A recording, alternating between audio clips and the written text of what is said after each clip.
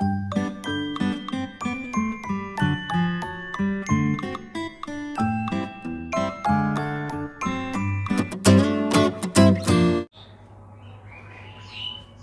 प्रिय छात्रों, class 10th के विज्ञान का पाठ 2 जिसका नाम है अम्ल क्षारक एवं लवण के पार्ट 9 में आप लोगों का स्वागत है।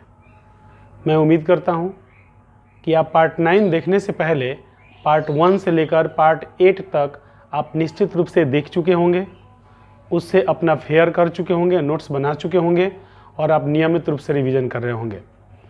आइए पार्ट 9 को शुरू करते हैं। पार्ट 8 तक बच्चों टॉपिक 4 तक की पढ़ाई पूरी हो चुकी है और पार्ट 9 में हमको अभ्यास का क्वेश्चन करना है। तो इसके लिए आप लोग अपना बुक खोलिए और अभ्यास के क्वेश्चन पर आइए। अभ्यास के क्वेश्चन में सबसे पहला क्वेश्चन है, क्वेश्चन नंबर 1 कहता है कि कोई विलयन लाल लिटमस को नीला कर देता है। इतना बात से आपको समझ में आ रहा है बच्चों, लाल लिटमस को नीला करता है, इसका मतलब वह विलयन कैसा है? क्षारीय है, क्षारक प्रकृति का है। इसका पीएच संभवतः क्या होगा? तो यदि वह क्षारक है तो उसका पीएच कितना होगा बच्चों? 7 से अधिक होगा।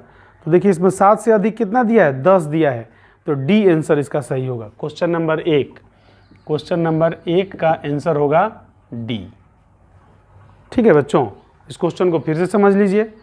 कोई विलयन लाल लिटमस को नीला कर देता है। जब इतना आप बात सुनते हैं ना कि लाल लिटमस को नीला किया, तो इसका मतलब वह विलयन कैसा है? क्षारीय प्रकृति का विलयन है। और क्षारीय प्रकृति का विलयन है तो उसका पीएच मान कितना होगा? 7 से लेकर 10 के बीच में, 7 से ऊपर होगा, 7 से ज़्यादा होगा। तो 7 से ज़्यादा होगा तो हमारा जो ऑप्शन है इसमें 7 से ज़्यादा मान केवल एक ही दिया है 10, इसलिए हम लोगों का 10 पीएच मान वाला ही क्षारकीय होगा। तो डी ऑप्शन हमारा सही है। क्वेश्चन नंबर 2 पर आइए। क्वेश्चन नंबर 2 में कहता है कि कोई विलयन अंडे के पीसे हुए कवच से अभिक्रिया कर एक गैस उत्पन्न करता है। कह रहा है कोई विलयन अंडा के कवच से, अंडा का कवच क्या है? Calcium carbonate. अंडा का कवच क्या होता है बच्चों?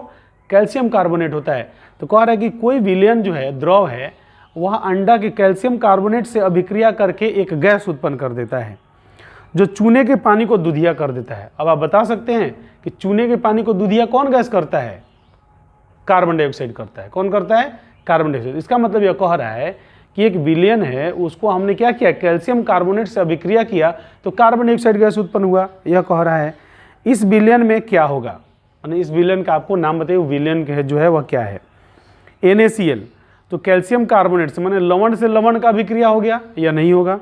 HCl माने अम्ल, तो लवण का अम्ल से अभिक्रिया होगा तो कार्बन डाइऑक्साइड गैस निकलेगा। एकदम सही बात है।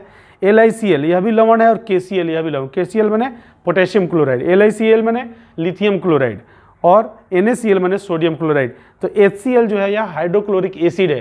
तो लवण का धातु लवण और धातु हाइड्रोजन कार्बन, धातु कार्बोनेट और धातु हाइड्रोजन, आप पढ़े हैं रासायनिक गुण में कि धातु कार्बोनेट और धातु हाइड्रोजन कार्बोनेट अम्ल के साथ अभिक्रिया करके कार्बन डाइऑक्साइड गैस उत्पन्न करते हैं। तो यहाँ पर कैल्शियम कार्बोनेट जो है वह धातु कार्बोनेट है, वह अम्ल से अभिक्रिया करेगा तो कार्बन डाइऑक्साइड गैस उत्पन्न करेगा। तो इस चारों ऑप्शन में से अम्ल कौन है? बी ऑप्शन अम्ल है, तो इसका आंसर बी होगा। क्वेश्चन नंबर 2 का आंसर होगा बी, HCl, क्योंकि यही एक अम्ल है। ठीक है बच्चों, अब आइए क्वेश्चन नंबर 3, किताब को खोलिए, क्वेश्चन नंबर 3 पर आइए। क्वेश्चन नंबर 3 में कहता है बच्चों कि NaOH का 10 मिलीलीटर विलयन लीजिए और HCl का 8 मिलीलीटर विलयन से पूर्णतः उदासीन हो जाता है। कह रहा है 10 मिलीलीटर विलयन NaH का, सोडियम हाइड्रोक्साइड का, हाइड्रोक्लोरिक एसिड के 8 मिलीलीटर विलयन से उदासीन हो जाता है। यदि हम NaOH के उसी विलयन का 20 ml लें तो उदासीन करने के लिए HCl के उसी विलयन की कितनी मात्रा की आवश्यकता होगी? तो देखिए बच्चों 10 ml 8 ml से उदासीन होता है तो 20 ml 16 ml से उदासीन होगा। एकदम सिंपल सा क्वेश्चन है। क्वेश्चन नंबर 3 का डी आंसर होगा। क्वेश्चन नंबर 3 का आंसर होगा डी। चलिए अब क्वेश्चन नंबर 4 पर आते हैं। इसमें कह रहा है बच्चों अपच का उपचार करने के लिए निम्न में से किस औषधि का उपयोग होता है? अपच माने पेट में अपच हो जाता है ना, अनपच, पेट में अनपच, अन्न जो होता है वह नहीं पचता है तो अनपच हो जाता है। तो अनपच का उपचार करने के लिए क्या होता है, अनपच माने एसिडिटी हो जाता है, तो हम लोग क्या करते हैं उसमें बेकिंग सोडा, क्षारीय कुछ प्रकृति का हम लोग इस्तेमाल करते हैं, उसको हम लोग क्या कहते हैं एंटासिड। एंटासिड आप पढ़े हैं जी, इसमें लिखा है एंटीबायोटिक प्रतिजैविक, एनाल्जेसिक पीड़ाहारी, एंटासिड और एंटीसेप्टिक प्रतिरोधी। तो एंटासिड का उपयोग होगा, तो इसका आंसर होगा चौथा का सी। क्वेश्चन नंबर 4 का आंसर क्या होगा बच्चों, सी आंसर होगा। अब आइए क्वेश्चन नंबर 5 करें, निम्न अभिक्रिया के लिए पहले शब्द समीकरण लिखिए तथा उसके बाद संतुलित रासायनिक समीकरण लिखिए। आइए इसको हम लोग पहले शब्द समीकरण लिखते हैं, फिर संतुलित रासायनिक समीकरण लिखते हैं। क्वेश्चन नंबर 5 यहाँ पर हम लिख देते हैं बच्चों, क्वेश्चन नंबर 5 का ए है ना, क्वेश्चन नंबर 5 का ए। अब क्वेश्चन को पढ़िए। क्वेश्चन कहता है कि तनु सल्फ्यूरिक अम्ल दानेदार जिंक के साथ अभिक्रिया करता है, तो लिखेंगे सल्फ्यूरिक अम्ल, सल्फ्यूरिक अम्ल अभिक्रिया करेगा किससे, जिंक से। तो क्या बनाएगा बच्चों, जिंक सल्फेट, जिंक सल्फेट बनाएगा और हाइड्रोजन गैस उत्पन्न करेगा प्लस हाइड्रोजन। तो आपका क्वेश्चन कहता है कि पहले आप शब्द समीकरण लिखिए, तो ये शब्द समीकरण हो गया। अब संतुलित रासायनिक समीकरण लिखिए, तो आइए संतुलित रासायनिक समीकरण लिखते हैं। सल्फ्यूरिक अम्ल का सूत्र होता है H2SO4 प्लस जिंक का सूत्र होता है Zn तीर, जिंक सल्फेट का सूत्र होता है ZnSO4 प्लस हाइड्रोजन का H2। अब संतुलित देखिए, H2 है तो यहाँ H2 है, संतुलित है, S है तो S संतुलित है, 1 है तो 1 है, O4 है, O4 है, यह भी संतुलित है, Zn है, यह भी संतुलित है। तो हमारा अभिक्रिया यह संतुलित हो चुका है, इसमें हमको कुछ नहीं करना है। अब बी नंबर पढ़ाइए। बी नंबर कहता है कि तनु हाइड्रोक्लोरिक अम्ल मैग्नीशियम पट्टी के साथ अभिक्रिया करता है। तनु हाइड्रोक्लोरिक अम्ल, तो यहाँ लिखेंगे हाइड्रोक्लोरिक अम्ल, हाइड्रोक्लोरिक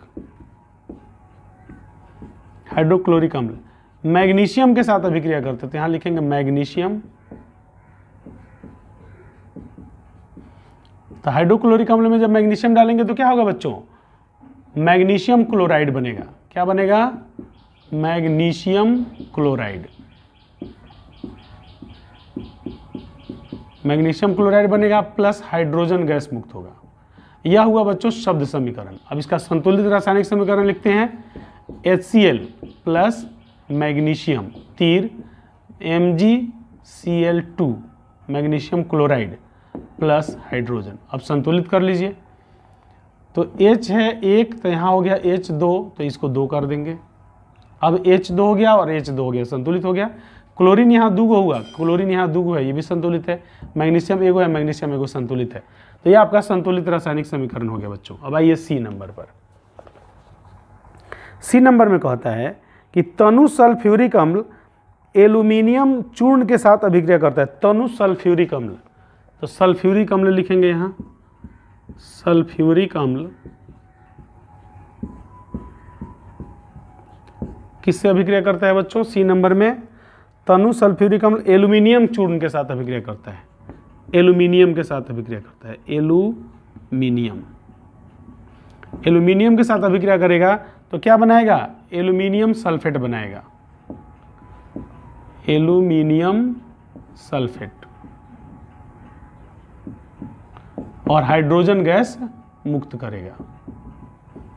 तो यहां लिख लेंगे हाइड्रोजन। अब इसको लिखिए, सल्फ्यूरिक अम्ल का होता है H2SO4, यह एल्यूमिनियम से अभिक्रिया करेगा तो एल्यूमिनियम सल्फेट बनाएगा Al2SO4 का 3 प्लस H2। अब इसको संतुलित कीजिए, H2 है तो H2 ठीक है, S 1 है तो S यहाँ 3 है, तो इसका मतलब यहाँ 3 कर दिया जाएगा। S यहाँ 3 है तो यहाँ भी S 3 हो गया। अब हाइड्रोजन यहाँ पर 3 दूना 6 है तो यहाँ भी 3 कर देंगे, तो यह भी 3 दूना 6 हो जाएगा। तो सल्फर 3 हो गया, ऑक्सीजन कितना हुआ, 4 तियाँ 12, यहाँ भी 4 तियाँ 12 हो गया। एल्यूमिनियम 1 है तो इसको 2 कर देंगे, तो Al2 हो जाएगा। संतुलित रासायनिक समीकरण हो गया बच्चों। अब आइए डी नंबर पर। डी नंबर में कहता है कि तनु हाइड्रोक्लोरिक अम्ल लौह के रेतन के साथ अभिक्रिया करता है। तनु हाइड्रोक्लोरिक अम्ल यानी हाइड्रोक्लोरिक अम्ल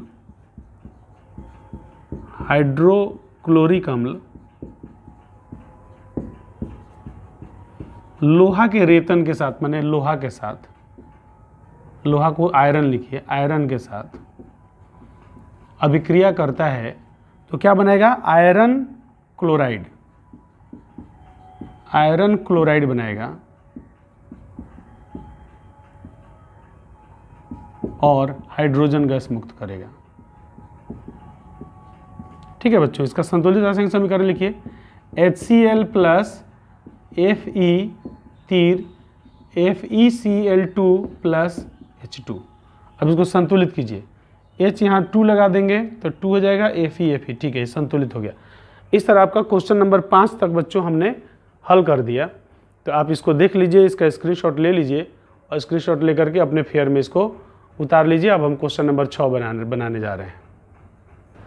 अब बच्चों बुक खोलिए और क्वेश्चन नंबर 6 पढ़िए। क्वेश्चन नंबर 6 में कहता है कि एल्कोहल एवं ग्लूकोज जैसे यौगिकों में भी हाइड्रोजन होते हैं, लेकिन इसका वर्गीकरण अम्ल की तरह नहीं होता है। एक क्रियाकलाप द्वारा इसे साबित कीजिए। पहले क्वेश्चन को समझने का कोशिश कीजिए बच्चों। एल्कोहल का सूत्र क्या होता है? CH2OH, यह एल्कोहल का सूत्र है। ग्लूकोज का सूत्र क्या होता है? C6H12O6, यह ग्लूकोज का सूत्र है। कह रहा है कि इसमें भी हाइड्रोजन है और अम्ल में HCl में हाइड्रोजन है, H2SO4 में हाइड्रोजन है, इनमें भी हाइड्रोजन है। तो यह अम्लीय प्रकृति प्रदर्शित करते हैं और यह अम्लीय प्रकृति प्रदर्शित नहीं करते हैं। क्यों नहीं करते हैं? यही ना क्वेश्चन है जी। एक बार और पढ़ लीजिए क्वेश्चन को। कह रहा है एल्कोहल एवं ग्लूकोज जैसे यौगिकों में भी हाइड्रोजन होते हैं। देख लीजिए, एल्कोहल ग्लूकोज में हाइड्रोजन है ना, लेकिन इसका वर्गीकरण अम्ल की तरह नहीं होता है, किंतु इसको अम्ल नहीं कहा जाता है। एक क्रियाकलाप द्वारा इसे साबित कीजिए। इसे आप बताइए एक क्रियाकलाप करके। ठीक है बच्चों, तो हम लोग लिखेंगे। देखिए, सबसे बड़ी बात क्या है कि एल्कोहल होता है और ग्लूकोज होता है, उसमें हाइड्रोजन तो होता है परंतु हाइड्रोजन आयन उत्पन्न नहीं होता है। फिर से एक बार और बताते हैं। देखो, अम्ल जो है, अम्ल को जब जल में डालेंगे तो हाइड्रोजन आयन उत्पन्न कर देता है और इसी के वजह से उसकी प्रकृति अम्लीय है और वह नीला लिटमस को लाल कर देगा, अम्ल उत्पन्न करेगा तो। परंतु ग्लूकोज है और एल्कोहल है, उसमें जब जल डालेंगे तो वह हाइड्रोजन है पर हाइड्रोजन आयन उत्पन्न नहीं करता है। यही बात है, मेन बात यही है। वह हाइड्रोजन आयन उत्पन्न नहीं करते हैं, इसलिए उनकी प्रकृति अम्लीय नहीं होती है। उसमें जब हम लोग नीला लिटमस को डालेंगे तो वह लाल नहीं होगा। क्लियर हो गया बच्चों? यही इसका आंसर हम लोग लिखेंगे। तो क्वेश्चन नंबर 6 कहता है एल्कोहल एवं ग्लूकोज जैसे यौगिकों में भी हाइड्रोजन होते हैं, लेकिन इनका वर्गीकरण अम्ल की तरह नहीं होता। एक क्रियाकलाप द्वारा साबित कीजिए। तो क्वेश्चन नंबर 6 का आंसर लिखिए। लिखेंगे कि एल्कोहल एवं ग्लूकोज में हाइड्रोजन होते हैं, किंतु ये अपने जलीय विलयन में H आयन माने हाइड्रोजन आयन उत्पन्न नहीं करते हैं। इसलिए इन्हें अम्लों के वर्ग में नहीं रखा गया है। अम्लों के वर्ग में नहीं रखा गया है। ठीक है बच्चों, अब कह रहे एक क्रियाकलाप कीजिए, तो एक क्रियाकलाप कर दीजिए। एल्कोहल एवं अम्ल, एल्कोहल एवं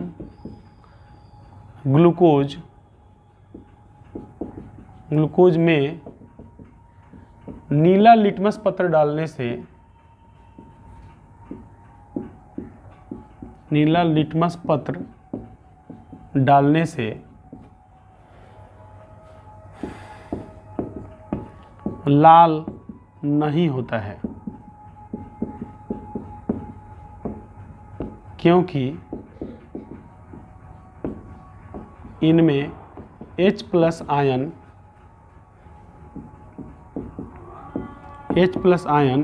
नहीं होते हैं, अतः इन्हें अम्ल नहीं कहा जा सकता है।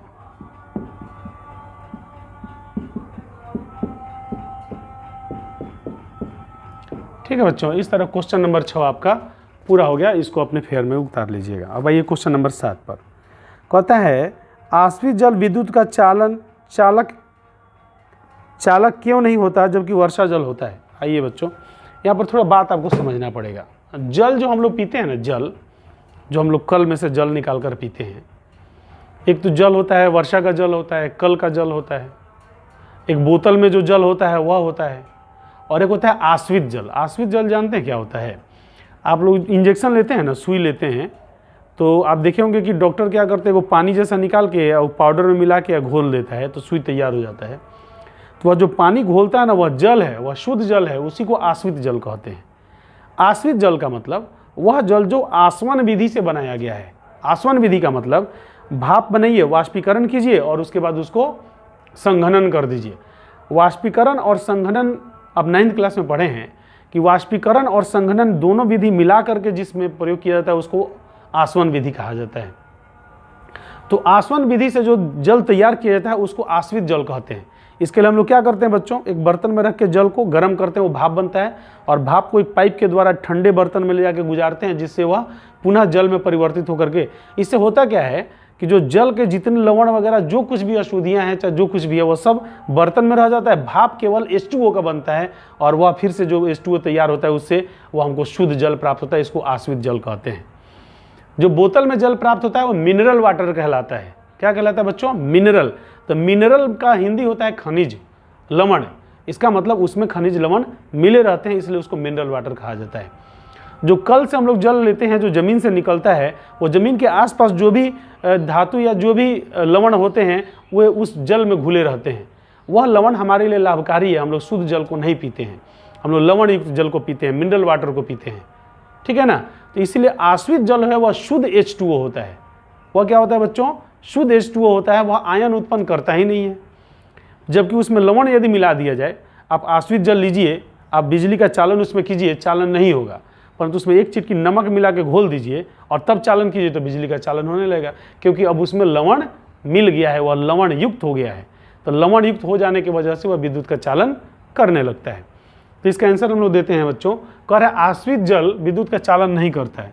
क्वेश्चन नंबर 7, जबकि वर्षा का जल विद्युत का चालन करता है। तो लिखेंगे आश्रित जल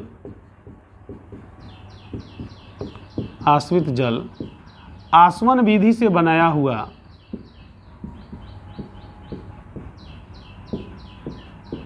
आसवन विधि से बनाया हुआ शुद्ध H2O होता है। शुद्ध H2O होता है जब इसमें विद्युत धारा प्रवाहित करते हैं, इसमें विद्युत धारा प्रवाहित करते हैं, तब यह आयन उत्पन्न नहीं करता है। आयन उत्पन्न नहीं करता है।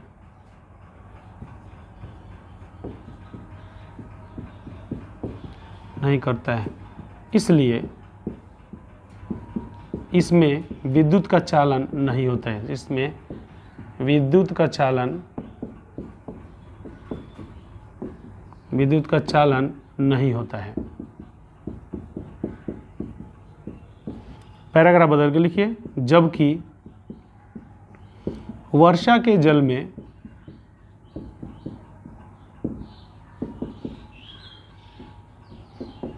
कई प्रकार के लवण घुले रहते हैं। वर्षा के जल में कई प्रकार के लवण घुले रहते हैं। जब इसमें विद्युत का चालन किया जाता है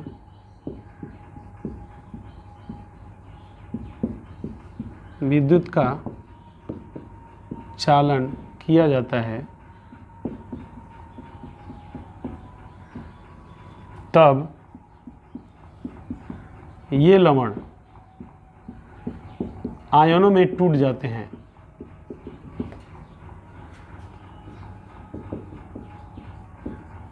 टूट जाते हैं और विद्युत का चालन होने देते हैं और विद्युत का चालन होने देते हैं। ठीक है बच्चों, आपका क्वेश्चन था कि आश्रित जल विद्युत का चालन क्यों नहीं करता, तो वह शुद्ध H2O होता है, उसमें लवण होता नहीं है, इसलिए वह विद्युत का चालन, उसमें आयन उत्पन्न होता नहीं है, वो विद्युत का चालन नहीं करता। वर्षा के जल में कई प्रकार के लवण घुले रहते हैं, तो जब उसमें विद्युत का चालन किया जाता है तो वे लवण अपने आयनों में टूट जाते हैं, जिससे विद्युत का चालन होने लगता है। यही वजह है कि वर्षा का जल विद्युत का चालन करते हैं। स्क्रीनशॉट लीजिए, स्क्रीनशॉट लेकर के इसको उतार लीजिए। अब बुक खोलिए बच्चों, क्वेश्चन नंबर 8 देखिए। क्वेश्चन नंबर 8 कहता है कि जल की अनुपस्थिति में अम्ल का व्यवहार अम्लीय क्यों नहीं होता है। कह रहा है जल की अनुपस्थिति में अम्ल का व्यवहार अम्लीय क्यों नहीं होता है। तो आप जानते हैं ना कि अम्ल जो है अपने जलीय विलयन में ही H+ आयन उत्पन्न करता है, हाइड्रोजन आयन उत्पन्न करता है, इसलिए उसका व्यवहार जल की अनुपस्थिति में अम्लीय नहीं होता है। तो क्वेश्चन नंबर 8 का आंसर हम लोग लिखेंगे। क्वेश्चन नंबर 8 लिखेंगे, अम्ल केवल अपने जलीय विलयन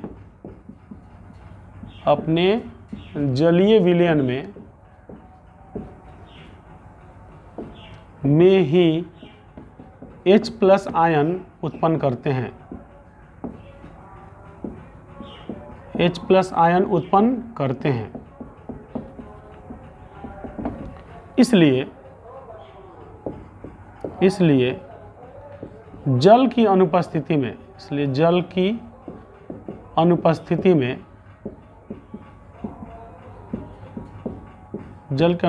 में इनका व्यवहार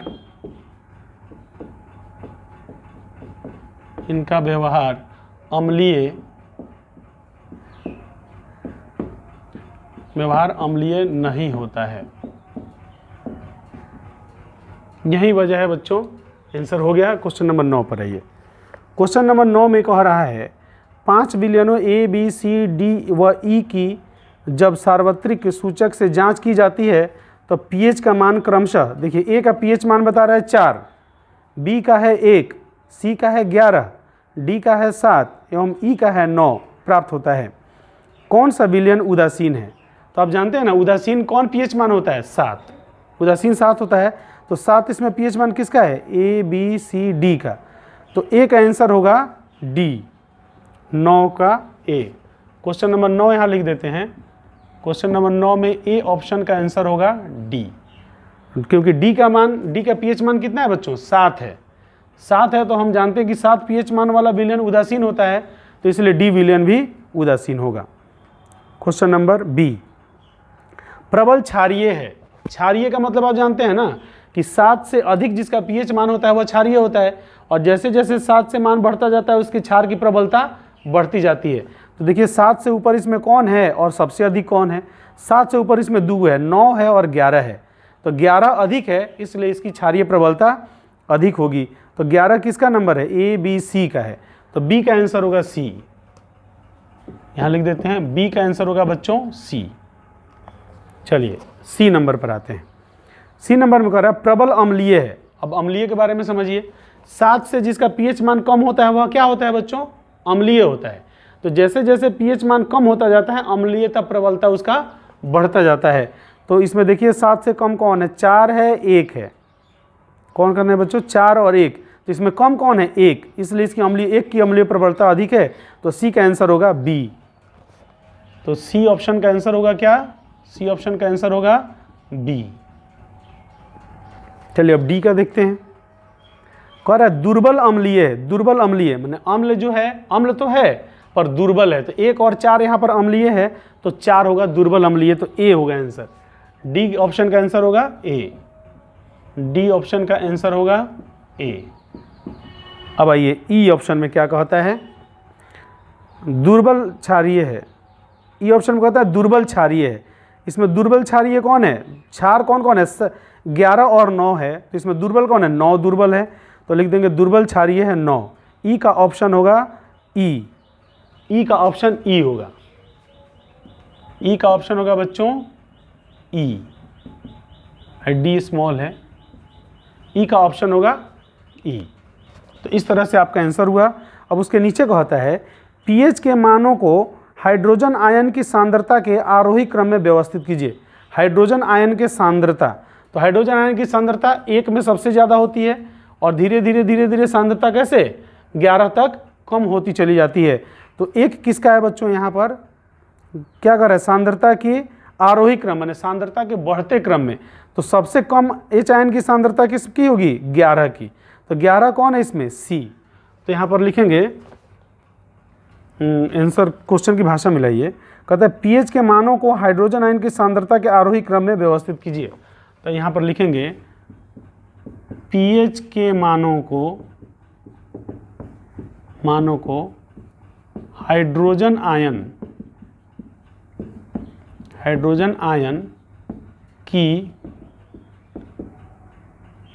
की सांद्रता के आरोही क्रम में, सांद्रता के आरोही क्रम में, अब बराबर दे करके लिख दीजिए। तो सबसे कम हाइड्रोजन आयन किस में होगा, 11 में। तो 11 का मान क्या, ए बी सी। तो सबसे पहले होगा बच्चों सी। सी में सबसे कम होगा हाइड्रोजन आयन। इसके बाद 11 के बाद आएगा 9, 9 7 1 4। तो 9 किसका है, ई का है, तो यहाँ पर ई हो जाएगा। हाइड्रोजन आयन 11 के बाद हो गया 9 और 9 के बाद आ जाएगा 7। तो 7 किसका है, A B C D, D का है, तो यहाँ हो जाएगा डी। अब 7 से अधिक किस में होगा हाइड्रोजन आयन, 7 से अधिक होगा 4 में, तो 4 क्या है, ए। तो यहाँ पर लिख देंगे बच्चों ए, और 4 के बाद होगा 1, तो 1 का है बी, यहाँ लिख देंगे बी। इस तरह आपका क्वेश्चन नंबर 9 कंप्लीट हुआ। अब आइए क्वेश्चन नंबर 10 में आते हैं। क्वेश्चन नंबर 10 में कह रहा है बच्चों, परखनली ए एवं बी में समान लंबाई की मैग्नीशियम की पट्टी लीजिए। परखनली ए में हाइड्रोक्लोरिक अम्ल HCl तथा परखनली बी में एसिटिक अम्ल CH3COH डालिए। दोनों अम्लों की मात्रा तथा सांद्रता समान है, किस परखनली में अधिक तेजी से बुदबुदाहट होगी। बुदबुदाहट होगी, इसका मतलब क्या हुआ बच्चों कि अम्ल जो है वह मैग्नीशियम से अभिक्रिया करके क्या बनाएगा, अम्ल मैग्नीशियम से अभिक्रिया करके लवण बनाएगा ना। तो लवण बनाएगा तो साथ में हाइड्रोजन गैस भी उत्पन्न होगा। तो कह रहा है कि किसमें हाइड्रोजन गैस तेजी से उत्पन्न होगा। ठीक है जी, परखनली ए एवं बी में समान लंबाई की मैग्नीशियम की पट्टी लीजिए। परखनली ए में हाइड्रोक्लोरिक एसिड है, ए में हाइड्रोक्लोरिक एसिड है और बी में एसिटिक एसिड है। तो हम जानते हैं कि हाइड्रोक्लोरिक एसिड की प्रबलता, अम्लीय प्रबलता ज़्यादा होती है। तो अम्लीय प्रबलता ज़्यादा होती है तो अम्लीय प्रकृति ज़्यादा होगी। अम्लीय प्रकृति ज़्यादा होगी तो वह अम्लीय जो गुण उसके अंदर ज़्यादा पाया जाएगा, तो वह बुदबुदाहट की मात्रा ज़्यादा होगी, हाइड्रोजन गैस ज़्यादा उत्पन्न करेगा। जबकि एसिटिक अम्ल जो है वह कार्बनिक अम्ल है, उसकी अम्लीय प्रकृति कम होती है, अम्लीय प्रबलता HCl से कम होती है, इसलिए उसमें भी बुदबुदाहट होगी परंतु कम होगी। तो आइए क्वेश्चन की भाषा मिलाते हुए हम लोग आंसर लिख देते हैं। दोनों अम्लों की मात्रा तथा सांद्रता समान है, किस परखनली में अधिक तेजी से बुदबुदाहट होगी तथा क्यों। अब कह रहा है बच्चों, परखनली ए में HCl है तथा परखनली बी में CH3COOH है। हम जानते हैं, यहाँ लिखेंगे, हम जानते हैं कि HCl की प्रबलता, अम्लीय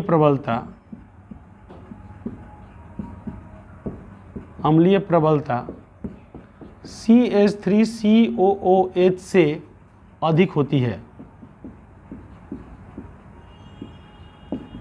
COH से अधिक होती है। इसलिए जब दोनों में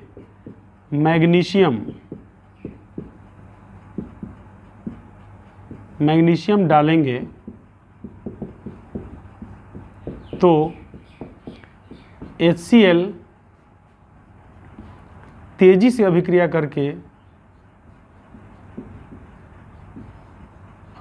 करके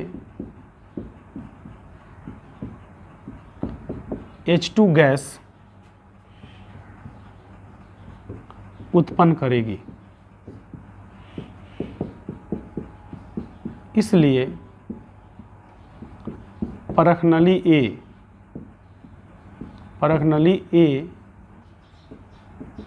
में अधिक तेजी से बुदबुदाहट होगी।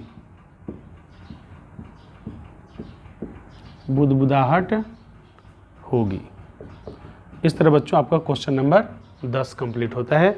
इसका आप स्क्रीनशॉट ले लीजिए, स्क्रीनशॉट लेकर के इसको उतार लीजिए। बच्चों क्वेश्चन नंबर 11 कहता है कि ताजे दूध का पीएच मान 6 होता है। ताज़ा दूध जो हम लोग पीते हैं उसका पीएच मान कितना है? 6। दही जम जाने पर, माने दही बन जाने पर इसके पीएच के मान में क्या परिवर्तन होगा? अपना उत्तर समझाइए।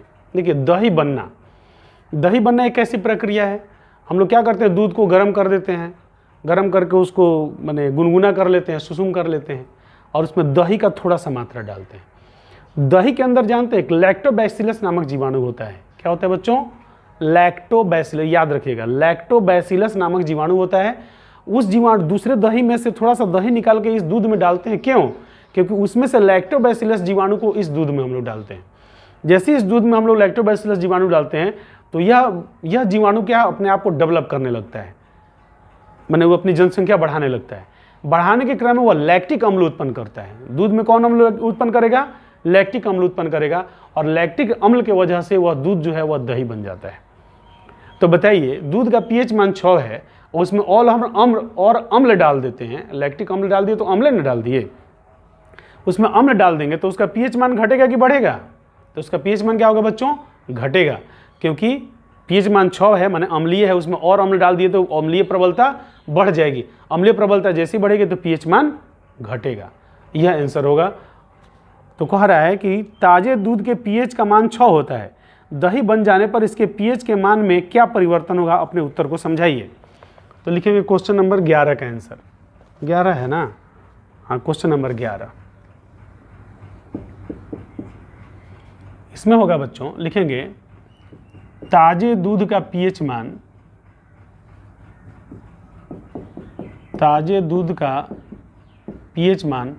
6 होता है।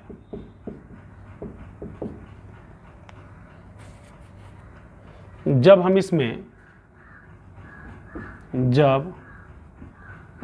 इसमें जोरन थोड़ा दही जिसको हम लोग भोजपुरी में जोरन कहते हैं, जोरन डालते हैं तब दूध में लैक्टोबैसिलस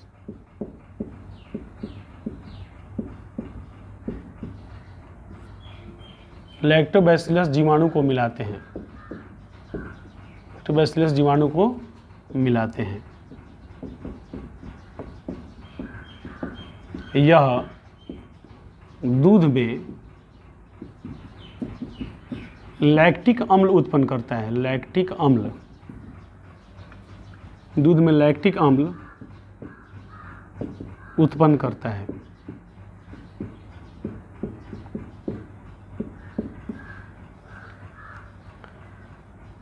क्योंकि दूध का पीएच मान 6 है,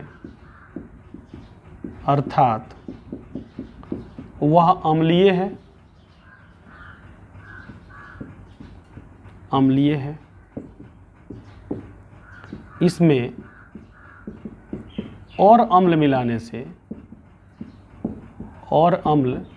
मिलाने से अम्लीय प्रबलता बढ़ती है,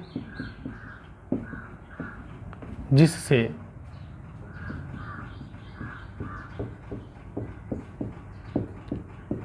इसका pH मान और कम होता जाता है और कम हो जाता है। ठीक है बच्चों, कह रहा है कि pH मान पर क्या फ़र्क पड़ता है, तो हम लोग कह देंगे कि pH मान उसका कम हो जाता है। क्वेश्चन नंबर 12 पर आइए। क्वेश्चन नंबर 12 को पढ़िए। कहता है एक ग्वाला ताज़े दूध में थोड़ा बेकिंग सोडा मिलाता है। ताज़ा दूध के pH के मान को 6 से बदलकर थोड़ा क्षारीय क्यों बना देता है? 12 का ए नंबर है। बी, इस दूध को दही बनने में अधिक समय क्यों लगता है? तो 12 का ए हम लोग हल करते हैं बच्चों। क्वेश्चन नंबर 12 का ए कह रहा है कि ये ग्वाला क्या करता है बच्चों, दूध के pH मान 6 है, इसमें थोड़ा सा बेकिंग सोडा मिला देता है। वह क्यों मिलाता है? बेकिंग सोडा मिलाता है। तो बेकिंग सोडा मिलाने से क्या होता है? देखिए, दूध का pH मान 6 होता है। pH मान और कम होने से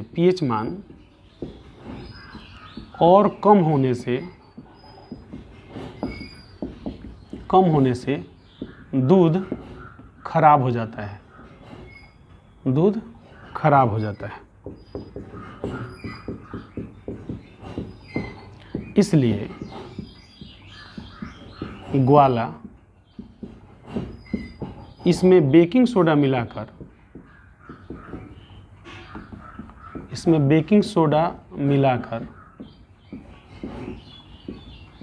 इसके pH मान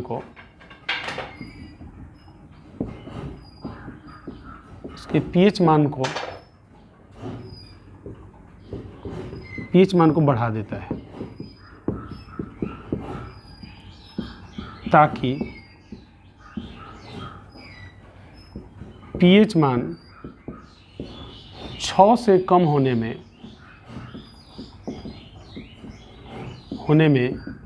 ज़्यादा समय लगे और दूध बहुत देर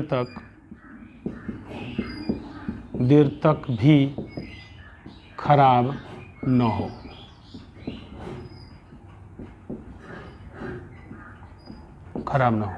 समझ गए बच्चों?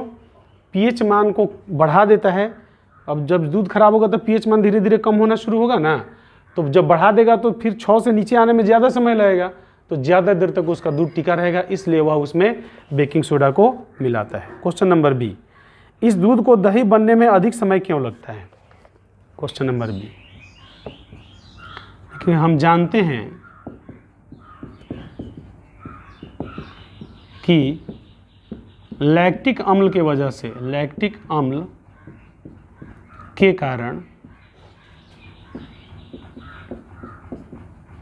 के कारण दूध का दही बनता है। अर्थात pH मान कम होने से 6 से कम होने से pH मान 6 से कम होने से दूध से दही जमता है। बेकिंग सोडा मिला देने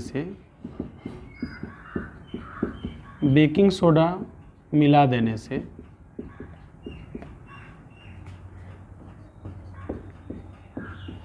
इसका pH मान बढ़ जाता है, इसलिए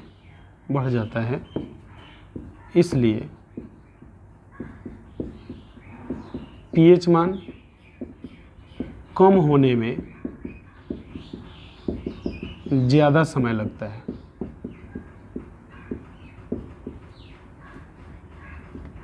ज़्यादा समय लगता है। ठीक है बच्चों, अब देखिए तो नीचे दिखाई दे रहा है, नीचे दिखाई दे रहा है तो थोड़ा सा हम लोग लिख देते हैं।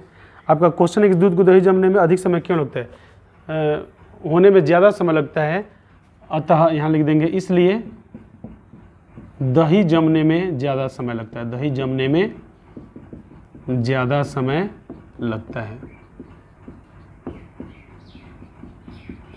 ठीक है बच्चों, अब स्क्रीनशॉट ले लीजिए और स्क्रीनशॉट ले करके इसको उतार लीजिए, अपने फेयर में इसको शामिल कर लीजिए।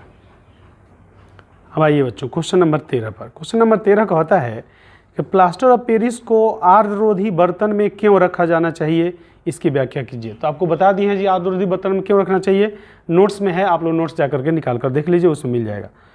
अगला है 14 नंबर, उदासीनीकरण अभिक्रिया क्या है, 2 उदाहरण दीजिए। तो उदासीनीकरण अभिक्रिया का परिभाषा भी आपको बता दिए हैं और बता करके वहाँ कंप्लीट करा दिए है, नोट्स में आप देख लीजिएगा। धोने का सोडा का 2 उपयोग बताइए। तो धोने का सोडा का बहुत सारा फंक्शन लिखवाए हैं, उसमें से आप देख लीजिएगा। बेकिंग सोडा का भी बहुत सारा फंक्शन लिखा है। इस प्रकार आपका यह पाठ समाप्त होता है। हमने जो आपको इस पाठ से नोट्स बनवा दिया, इस पाठ से किसी तरीके का कोई क्वेश्चन आएगा, हमारा नोट्स पूरी तरह से इसको कवर करेगा। हमारे वीडियोस में आपको किसी तरह के चुटकुले, हंसी मजाक वगैरह में समय बर्बाद नहीं किया जाता है, पॉइंट टू पॉइंट केवल पढ़ाई कराया जाता है। इसलिए हम डिटेल स्टडी कराते हैं, एनसीईआरटी बुक से स्टडी कराते हैं। एनसीईआरटी बुक एक ऐसा बुक होता है बच्चों कि जिससे आप पढ़ाई कर लिए तो बोर्ड का क्वेश्चन आपसे अलग नहीं जा सकता, उस नोट से अलग नहीं जा सकता। आप लोग हमारे वीडियो से अपनी तैयारी कर रहे हैं, इसके लिए आप लोगों को बहुत बहुत धन्यवाद। यह पाठ समाप्त हो चुका है, अब हम लोग अगले पाठ की तैयारी करेंगे। यह इस पाठ का यह लास्ट वीडियो है। धन्यवाद।